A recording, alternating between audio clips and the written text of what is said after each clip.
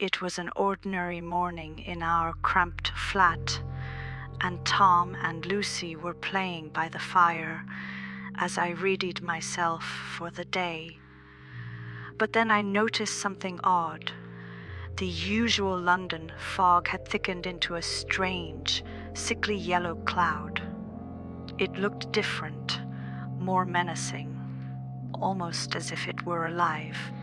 Even with the windows closed, an awful smell seeped in, sharp and metallic, catching in my throat and making my eyes sting. Lucy began to cough, her small, frightened face looking up at me as she clutched her chest. I knew I couldn't let my children breathe in that full air. Wrapping scarves around their little mouths, I told them we had to get to the church shelter just a few streets away.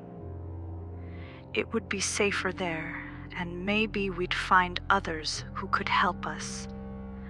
I tried to sound confident, but my heart hammered as I led them out into the dense fog. Stepping outside, I could barely see a thing. The streetlights were halos of dull yellow in the thick haze, and buildings seemed to melt into shadows. I held Tom and Lucy's hands tightly, guiding them through the eerie silence. We walked slowly, each step muffled by the fog, which pressed down on us, so thick I felt as if we were wading through water. The silence was unnerving, broken only by the occasional cough echoing from somewhere in the mist, and sometimes footsteps. They came in soft, shuffling steps behind us, and every time I turned, they stopped. I tried to tell myself it was just my imagination, that no one could be following us, but I could feel someone there, just out of sight. As we turned a corner, a figure appeared in the mist, stumbling toward us. I froze, pulling my children close. It was a woman, her face gaunt and haunted, with wide, red-rimmed eyes that stared blankly past us. She muttered something about shadows and faces before staggering away, disappearing back into the fog. I shook it off, telling myself to stay calm for the children's sake, but the fear lingered. We were nearly at the church when the fog grew even thicker, and I felt eyes on me again. I looked back, and this time I saw him, figure tall and dark, standing motionless a few feet behind us. His face was pale and expressionless, his eyes hollow. He watched us, unmoving, like he was waiting. A chill ran through me. Without a word, I pulled Tom and Lucy close and picked up our pace, my heart pounding as we turned into an alley. But the footsteps followed, faster now, keeping pace with us even as I tried to lose him. The fog distorted every sound, twisting them until I couldn't tell where he was. I only knew that he was there, watching, lurking in the mist. Finally, the church came into view. I all but dragged the children inside, slamming the doors behind us. The sanctuary was filled with families like ours, their faces pale and drawn, whispering of things they'd seen in the fog. I heard snatches of stories, of shadowy figures and unblinking eyes that seemed to follow them home.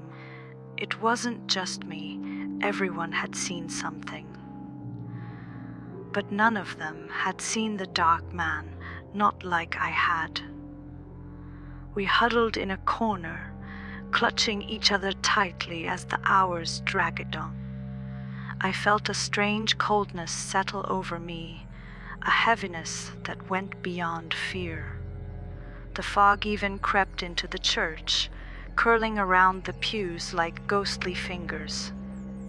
I felt eyes on me again, felt them even though I knew we were inside and safe. Or so I thought. Then, from the corner of my eye, I saw him. A shadowy figure lurking in the farthest corner of the church. Half hidden in the fog, his face pale and his eyes as empty as before. I blinked, and he was gone, but the memory lingered, seared into my mind. By dawn, I knew we couldn't stay. The church felt as suffocating as the streets. I gathered Tom and Lucy, both exhausted, their little hands limp in mine, and led them outside. The fog had thinned, just enough to make our way home, but I could still feel that presence. I knew he was there, waiting, hidden in the shifting mist. As we walked, I glanced over my shoulder, and there he was, the dark man, standing still, his unblinking eyes fixed on us. He didn't move, didn't follow, but his gaze stayed with me, a chill that settled deep inside.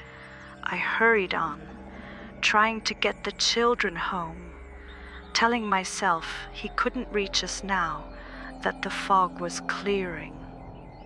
The fog lifted, and the streets were clear again, yet that feeling of being watched never left me. Sometimes, when the mist returned on chilly nights, I'd see a shape at the edge of my vision, a tall, dark figure with hollow eyes, waiting, and I'd pull my children close, wondering if he was still there, watching us from the shadows.